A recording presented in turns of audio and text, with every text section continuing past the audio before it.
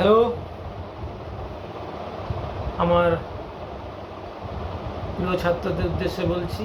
আশা করি তোমরা খুব ভালোই আছো, আশা করি ভালো থাকো। তো তোমাদের সেই প্রশ্নের উত্তরটা আজকে কভার করছি এই ভিডিওর মাধ্যমে। কী প্রশ্নটা করেছিলে আমাকে, যে স্যার প্রি ওয়ার্কআউট সাপ্লিমেন্টের কি আদৌ কোনো ইম্পর্টেন্স আছে? এবার আমি তার উত্তর দিচ্ছি। এই যে প্রি ওয়ার্কআউট, এই প্রি ওয়ার্কআউটের মিনিংটা কি? Pre workout supplement, pre workout সাপ্লিমেন্টটা খাওয়া হয় কেন? যে আমি যে এক্সারসাইজটা করতে যাচ্ছি, এক্সারসাইজ করার আগে যে খাবারটা খাচ্ছি, সেই খাবারটা থেকে যে এনার্জিটা প্রডিউস হবে, সেটা যাতে আমাকে এক্সারসাইজে ফুয়েল হিসেবে কাজ করে। এর পেছনে আর কোনো উদ্দেশ্য নেই। তো আমার কথা হচ্ছে, আদৌ কি এই প্রি ওয়ার্কআউট সাপ্লিমেন্টের কোনো প্রয়োজনীয়তা আছে? এটাও একটা মিথ। আমাদের শরীরে অল টাইম ফুয়েল রয়েছে, সেই ন্যাচারাল ফুয়েলটাকে কাজে লাগাও। আমি আর্টিফিশিয়াল বাইরে থেকে আমি সাবস্টেন্স নেব কেন? সেটা যাই হোক না কেন। শরীরকে এমন কিছুর ওপর অভ্যস্ত করানো উচিত নয় শরীর যেটাতে হ্যাবিচুয়েটেড হয়ে যায়। তখন শরীর কিন্তু ওইটা ছাড়া আর রেসপন্স করবে না, ন্যাচারাল পথে চলবেই না।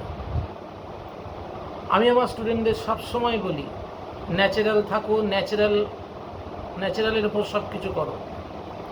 এমন কিছু করো না বডি তাতে অভ্যস্ত হয়ে যায়, সেই বডি কিন্তু থাকবে না। তুমি রাত্রিরে যে খাবারটা খেয়ে শুতে যাচ্ছ, সেই খাবারটা থেকে তো এমনিই একটা এনার্জি প্রডিউস হচ্ছে, সেটা তোমার বডিতে স্টোর হয়ে আছে। তুমি যখন মর্নিংয়ে একদম আর্লি মর্নিং এক্সারসাইজ করতে যাচ্ছ, সেই ইনবিল্ট এনার্জিটাকে ওখানে গিয়ে ফুয়েল হিসেবে কাজ করাও। তুমি আবার কেন প্রি ওয়ার্কআউট সাপ্লিমেন্ট নিয়ে তুমি ওয়ার্কআউট করতে যাবে? আমার মাথায় এটা কিছুতেই ঢোকে না।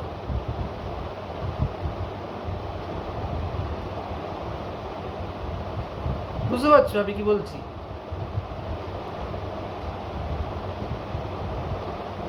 প্রি ওয়ার্কআউটের কোনো দরকারই নেই। এই প্রি ওয়ার্কআউট সাপ্লিমেন্টগুলো কিনে শুধু অর্থ ক্ষয় ছাড়া আর কিছু দেখতে পাই না এর পেছনে। আমি শুধু পয়সা নষ্ট। এখন কিছু ছেলেদের মাথায় মজ্জাগত ঢুকে গেছে, তাদেরকে ওই জায়গা থেকে ক্লিয়ার করা যাবে না। আমি তাদের সাথে কথা বলেও দেখেছি। তো আমার স্টুডেন্টদের আমি বলেছি,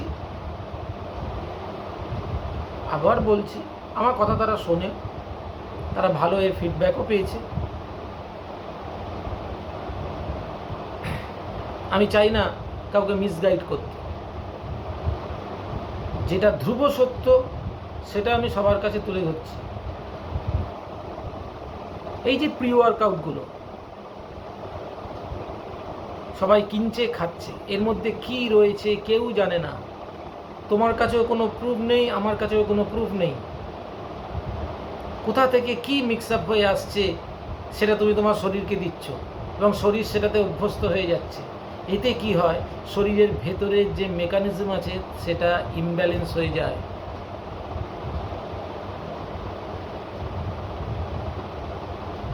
শরীরের মেকানিজমের মধ্যে পরিবর্তন ঘটে। প্রথমে বুঝতে পারবে না, অনেক পরে এটা ধরা পড়ে। আর যখন ধরা পড়ে তখন শরীরের মধ্যে কোনো কমপ্লিকেশন তৈরি হয়ে যায়, ততদিনে আর কিছু করার থাকে না।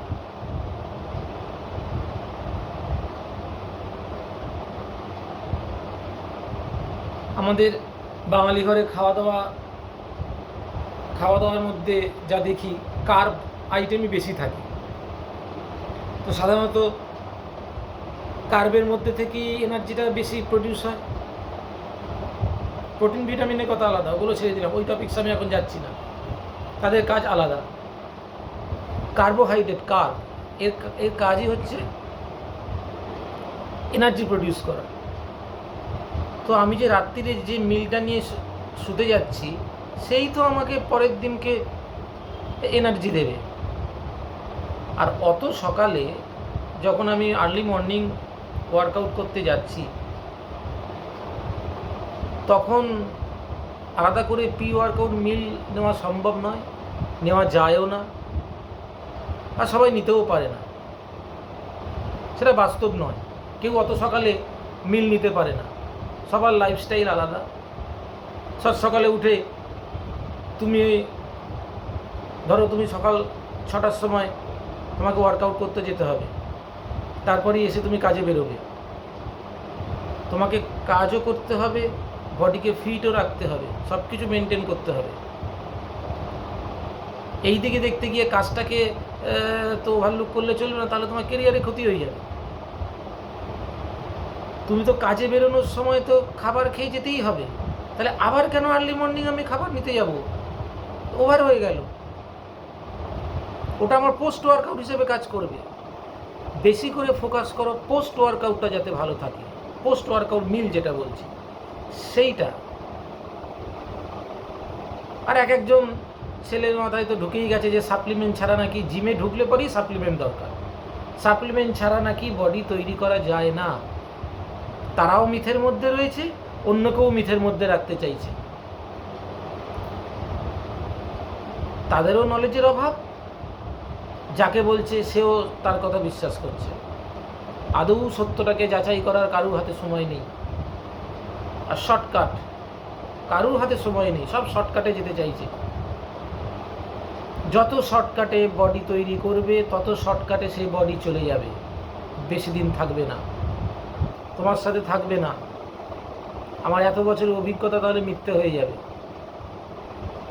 শর্টকাট লাইনে যাবে বডি তৈরি করতে, কিছুদিন থাকবে, সারা জীবন তোমার সঙ্গে থাকবে না।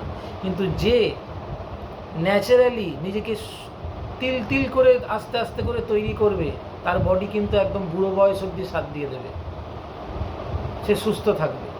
তার জন্য অনেক প্রসিডিওর আছে, সেগুলো মানতে হয়, সুস্থ থাকবে।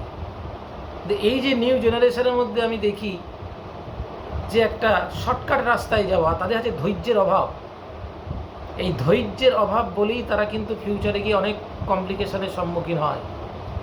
আজকে দেখি বাচ্চা ছেলেদের মধ্যে নানা রকম কমপ্লিকেশান আসছে, হবেই তো। তারা যদি জিনিসটাকে অ্যাবিউজ করে, তারা আদৌ জানে না প্রি ওয়ার্কআউট সাপ্লিমেন্টের আদৌ দরকার আছে কি না। আমাদের মধ্যে যে ইনবিল্ট এনার্জিটা আছে, সেটাকে কাজে লাগিয়ে এক্সারসাইজ করার চেষ্টা করো। আলাদা করে আর্টিফিশিয়াল সাবস্টেন্সের সঙ্গে আমি কেন শরীরকে অভ্যস্ত করাবো? আর এই প্রি ওয়ার্কআউট তোমার সঙ্গে সারা জীবন থাকবে না। আর প্রি ওয়ার্কআউট নিয়ে এক্সারসাইজ করাটাও ঠিক না। কেন নেব? আমার প্রশ্ন এটাই। আমার শরীরের মধ্যে যে ইনবিল্ট এনার্জিটা আছে, তাতেই আমি 2 থেকে 3 ঘন্টা আরামসে এক্সারসাইজ করতে পারি, কোনো দরকার নেই। সঙ্গে শুধু ওআরএস রাখলেই যথেষ্ট। যখন এক্সারসাইজ করবে, যখন শরীর থেকে ওয়াটার বেরিয়ে যাবে, সেই ওয়াটারের ঘাটতিটাকে মেটানোর জন্য ওআরএস রাখো, দ্যাট ইজ এনাফ।